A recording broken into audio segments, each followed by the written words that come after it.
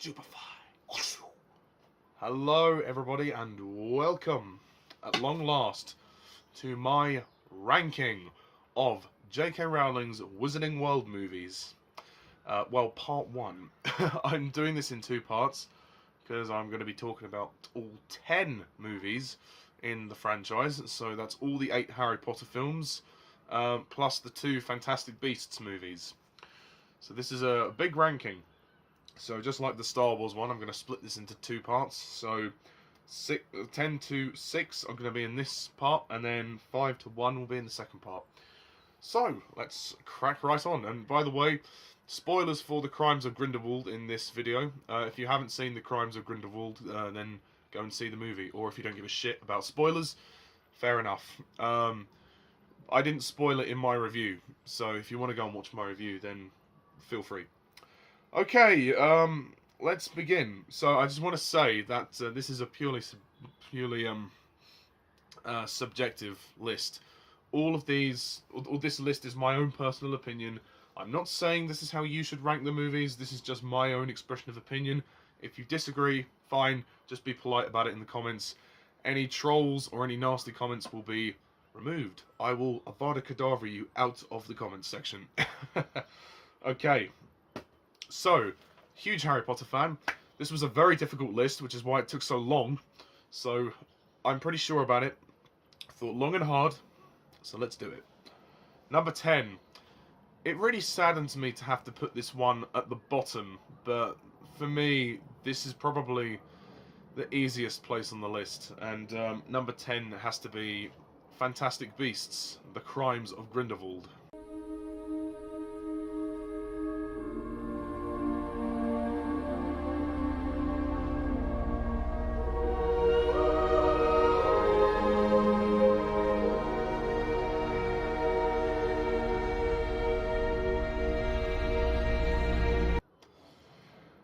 I don't hate Crimes of Grindelwald. I actually kind of like it. I've seen it about 3 times now, and each time I did like it more and more.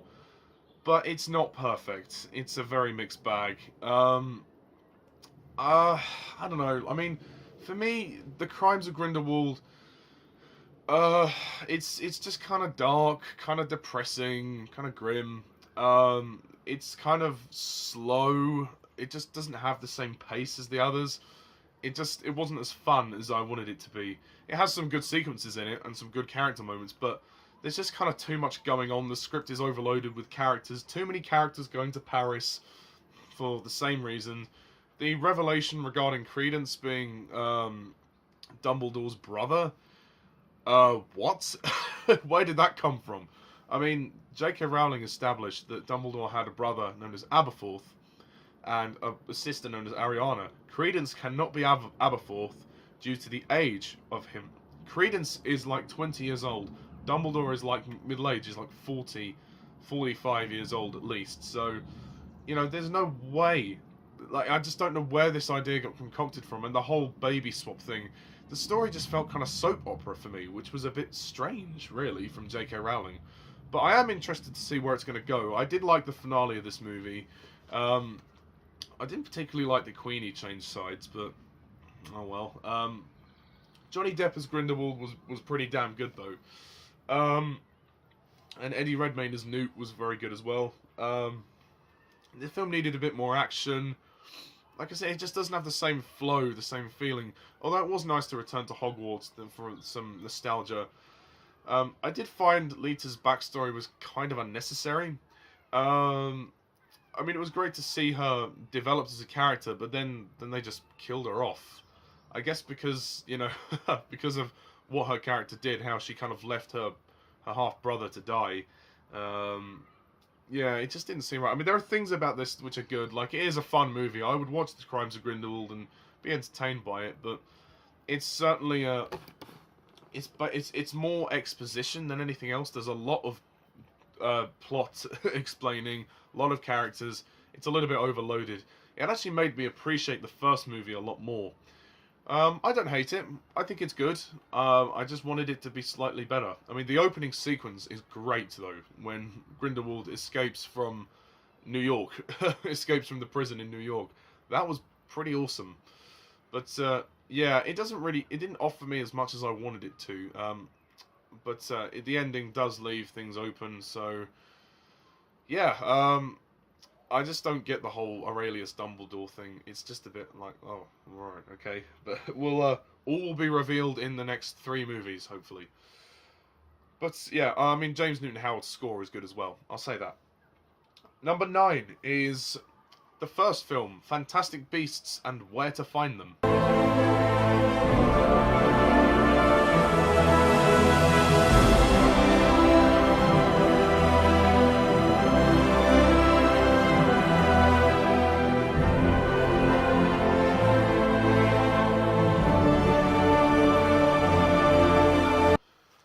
This movie I actually enjoy a lot more now than when I first saw it. I actually think this is pretty fun. I like the movie. I just wish that. I mean, there are some tonal problems. That's what stops it from being perfect. You have the lightheartedness, the lighthearted, charming story of Newt and Jacob and Tina and Queenie trying to capture the beasts, but then you have the really dark plot with domestic abuse with Credence and his foster mother. That's just messed up. I mean, those tones do not mesh well together. I thought that the balance of light and dark was really off here. Like, it was 1 minute it was really light and breezy, and then the next minute it's like, oh, it's dark and brutal, and it's like, whoa, okay, JK, that's not a great way to ease us into this new series, but okay. But I do like this movie. It's very fun, and it's nice to go out of Hogwarts and into the world of New York. Much like the second movie goes to Paris, this one is in New York, and I do like the character of Newt Scamander, and he's very interesting. I've grown to like him more since seeing the second film as well. The new characters are interesting. I mean, it's certainly very entertaining. The climax is enthralling. There's a lot of good action in it. The score is wonderful by James Newton Howard. The creatures are just wonderful. I mean, all of these creatures that we see in this new film are fantastic. The Niffler is great. The Bowtruckle, the Thunderbird. I mean, we didn't see as many of them in the second film, which is another reason why I put the second one at the bottom, because it's not as charming as this one. I kind of like that this film went back to the charm of Harry Potter, because after so many installments where everything was really dark, you know, I wanted something light, you know, and this movie gave it to me. I think there are some pacing problems in the middle.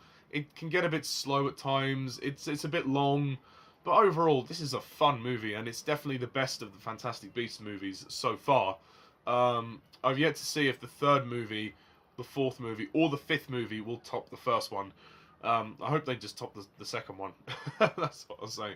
But no, I do like the second one. I do like the second one. It's just not perfect, but no, the first one is good. And I would encourage you to watch it if you're a Harry Potter fan. And Newt's case is kind of like the TARDIS. If you're a Doctor Who fan, Newt Scamander's case is like the TARDIS.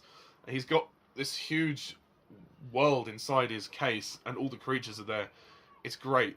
James Newton Howard's soundtrack is wonderful. The scene where they repair New York is really good. The music for that is fantastic. David Yates does a good job directing it.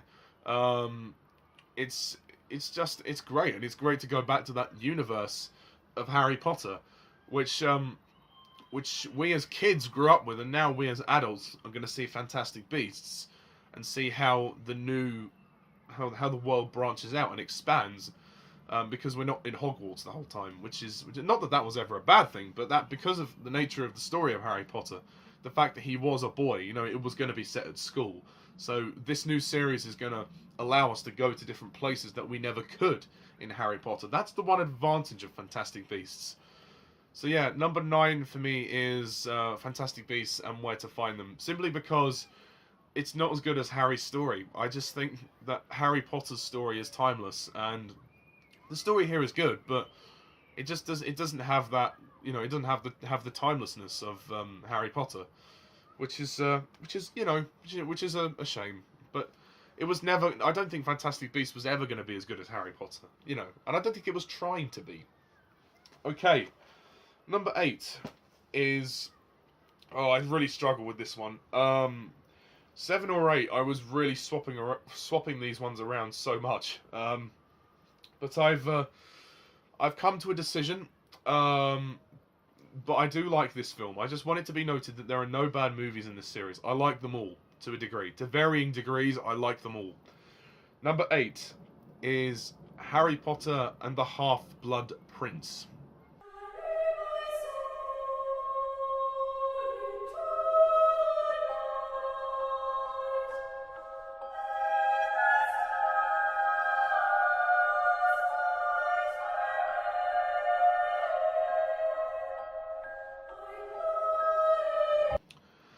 The Half-Blood Prince is a pretty solid movie. I like it, considering the book is very difficult to adapt. It did a decent job.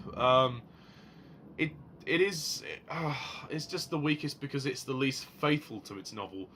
All of the backstory about Tom Riddle, some of it is missing in the movie, and would have actually enhanced the film a lot more. The movie does kind of go into teenage romance area at some point. Not that it's bad, it's just they put too much focus on the romance at points, and it does detract from the movie. The first half an hour of this movie is kind of slow, and it does take a while to get going, but when it gets going, it is entertaining. It has some great moments, like all the finale, which sees Harry and Dumbledore go to the cave. That's really awesome. They could have had that final battle, which was in the book. That would have been great. Instead, they had Harry chasing the Death Eaters and Snape out of the castle, but I would have preferred the big battle. Yeah, that was a misstep. And me leaving out Dumbledore's funeral was an absolute sin. I would have killed you for that. David Yates, why did you leave out Dumbledore's funeral? Please, why? Answer me that. Why did you leave out Dumbledore's funeral? It's just, it's ridiculous. But, you know, there are frustrations with this film. I do like the design of it, but the lighting is very poor. I don't know what it is about David Yates. He seems to love dark lighting. And this movie is lit in such a way that's so dark. It also has this kind of olive green kind of look to it. And it just, sometimes there are shots in which you can't see anything. This is a problem that reoccurs in the Deathly Hallows, but it's more prominent in the Half-Blood Prince. It's, you can't really see what's going on in some shots. There's an exterior shot of Hogwarts, where Death Eaters in, you know, the black cloud mists are flying towards the school, yet they can't because the school is shielded. I couldn't even see what was going on in that shot until I looked at it a couple more times. You can't watch this film during the day because it's just, if it's on a sunny day, you're not going to be able to see the screen, so don't even bother. But it is funny. This movie does have some comedic moments. It's nice to see Quidditch back again, although it's not quite as good as it used to be. But there are some great moments in the Half-Blood Prince. The ending is quite sad when Dumbledore dies. That's always sad. And the discovery of the Horcruxes is interesting. Like I said, the cave as well. Jim Broadbent's character as well, Slughorn, he was very interesting. This movie used to be one of my favourites of the series, but it has gone down over the years. I started to see more of the flaws in it, which is a shame. Yeah, I mean, and also seeing Draco Malfoy going through his turmoil, should we say, was interesting. It just, because it's not as faithful to the book as the other ones, is why it's down here. It was a toss-up between this and Order of the Phoenix, but yeah, Half-Blood Prince probably takes the lower peg, simply because it misses chunks out of the book that are vitally important, and the film would have benefited from those from those extra chunks of information. But hey ho, if you want that, you'll have to read the books now. Okay, number 7, as you can probably surmise, is The Order of the Phoenix.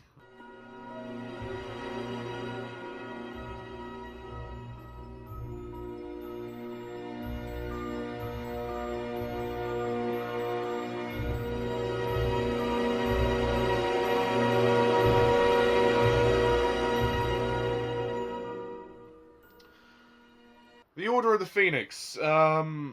This one is pretty good. It's pretty good. I like it. It's grown on me over the years. It was very, as I said, it was very hard to rank this in the Half-Blood Prince. I think I'd take it over the Half-Blood Prince because it's more faithful to its book. It's a bit more concise with its pacing. But the problem with the Order of the Phoenix is, and I know this might seem harsh, there are times when it's just kind of depressing. Like, it's in a good way, but you know, you feel like everything's really dark and everything's really like, you just don't. There's not much joy out of this one. I have to be in the mood to watch the Order of the Phoenix, because you know this is Harry at his lowest low, really. Um, it deals with a lot of themes of you know, friendship and loneliness and, you know, adolescence. You know, there's nice bits of romance, like Harry gets his first kiss, but they don't actually develop the romance very much with Cho, which is a shame. There are chunks of the book that are left out. They've managed to trim the baggage quite well. There are a couple of things I would have liked to have seen, but nothing that really affects the plot. I think they've got the plot and they've translated it as best as they could, because the book is fucking long. I mean, David Yates had the hardest job coming into the series on Order of the Phoenix, which is the longest book, and he ended up, at the time, it was the shortest film, but not anymore. I think Order of the Phoenix is very good. I like the finale, the final fight in the Ministry of Magic is great. Dumbledore and Voldemort's duel is fantastic. Dolores Umbridge is great. She's a great villain. Which is another reason why I take this over the Half-Blood Prince, is that the Half-Blood Prince doesn't really have a villain as such. Kind of does, but not like Umbridge. Do excuse me. And the music is very nice. I like Nicholas Hooper's score. Ron and Hermione kind of get a little bit sidelined, but they're good, you know, for what they have. It does have some light relief and some comedy, but it does feel tonally very dark and very depressing, very serious, very serious. But, you know, it's not without its moments, and it has some good action, as I said, towards the end. And the whole DA thing is really cool, seeing Harry rise up and rebel, which is really good. And it's interesting to see how the plot thickens with the Ministry of Magic. We get to see that for the first time. That's really good. The opening is really good with the Dementors attack. There's some great moments in the Order of the Phoenix. Also, Grawp is a nice character, nice addition to the cast. David Yates does a good job with his direction, although he's not quite as confident. I think he would improve in his direction as he went on, but overall, pretty good. I'm not going to go into too much detail. Watch the review. I've reviewed all of these movies, so watch the review for full details. But yeah, that's generally my thoughts on Order of the Phoenix. I think it's a pretty good film. I struggled to read the book as well, so yeah, the movie did trim a lot of baggage. Okay, just to finish off part one of this ranking is going to be Harry Potter and the Deathly Hallows Part 1.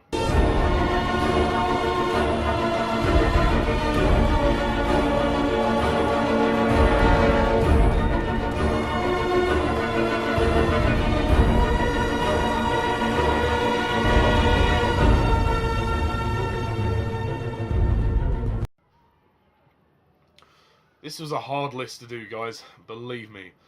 I really like The Deathly Hallows Part 1. I think this is the most underrated Harry Potter film of them all.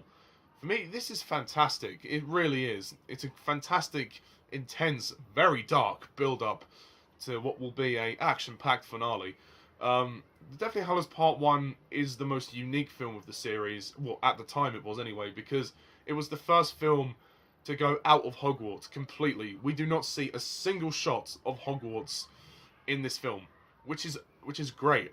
I think it's a nice change of formula as well. After 6 movies of being in Hogwarts, Deathly Hallows Part 1 changes it up, and you really feel the sense of the odds being crushingly low. Like, Harry does not have the information that he needs or that he wanted. The 3 heroes are just kind of lost. Like Harry, Ron, and Hermione, they're just lost. They don't know what to do. They've got no information. They've been given things left in Dumbledore's will, but they don't know what to do because he hasn't told them anything. And Harry's just angry with Dumbledore. There are some pacing issues with this film. Yes, it is a bit slow, but it was meant to be. It was meant to be slow. I think the book is slower, to be honest. The book is very slow in places. But there's a lot of great action in this film. There's a great sequence where they fight the Death Eaters in the sky at the very beginning, where they use the disguise everybody as Harry. That's awesome. The Ministry of Magic sequence I really like as well, when they have to get the locket. The finale in Malfoy Manor is really good. The snake in Godric's Hollow is great. There's a lot of good action in this film. But also, there are some weird things in this film. Like there's a moment where they're about to destroy the locket, and Ron envisions, he sees a naked Harry and Hermione snogging. That's a little bit weird, I must say. I know that in the book, it's mentioned that Harry and Hermione, the ghost Harry and Hermione, are embracing. They are described as embracing, so they're snogging. But it never described them as being naked. That was not... Whoa, okay, very mature. Very mature there, David Yates, very mature. I think David Yates creates a very good feeling of this film. Just, the dark tone of it really works. There is some comedy, which I like. I think the comedy works as well. It's, you know, it does have some light relief, which is great. Some of the characters we know and love from the earlier movies do get sidelined because they're only in the beginning or the end of the story, as it mainly focuses on the three leads, Harry, Ron, and Hermione, which is great. There's a great sequence where Ron leaves. He decides to leave because he's fed up of not getting anywhere. He's also wearing the locket as well, which doesn't help. So there's a lot of tension in this film. It's a great drama. It's a great build-up. There is a fantastic animation sequence where Hermione talks about the tales of the three brothers, where they talk about this wand, the Elder Wand. This is the one I got at the studio tour. Yeah. The music by Alexandre Desplat is great. The ending is emotional and hard-hitting, and it leaves you wanting more for part 2 as well. And you know, we would have had to have waited a good 7 or 8 months for part 2. So it was a great build-up. It was a fantastic build-up, and it's a really, really good film. And I like the sense of jeopardy of this film. The fact that we're out of Hogwarts, you know, they're on the run, and that's great. I think it's great. I think it's really underrated. What can I say? Yes, there are pacing issues, but you know, if you can get past those, you'll really enjoy it. So that is it for the first part of this ranking. Just to recap, number 10 is Fantastic Beasts: The Crimes of Grindelwald. Number 9 is Fantastic Beasts and Where to Find Them. Number 8 is Harry Potter and the Half-Blood Prince. And number 7, Harry Potter and the Order of the Phoenix. And number 6, Harry Potter and the Deathly Hallows Part 1. So, next time, Part 2, we rank the remaining films in this series from numbers 5 to 1. So we're going into the top 5 now. Hee. But just to clarify, there are no bad films in this series. Even The Crimes of Grindelwald, I don't think is bad. It's good. It's good. But there are better films, as you can know. So yeah, please leave me your list. Please comment down below. Let me know what you thought. And stay tuned for part 2. So until then, thank you all for watching. And as always, I'm Mr. TARDIS11. Mischief managed.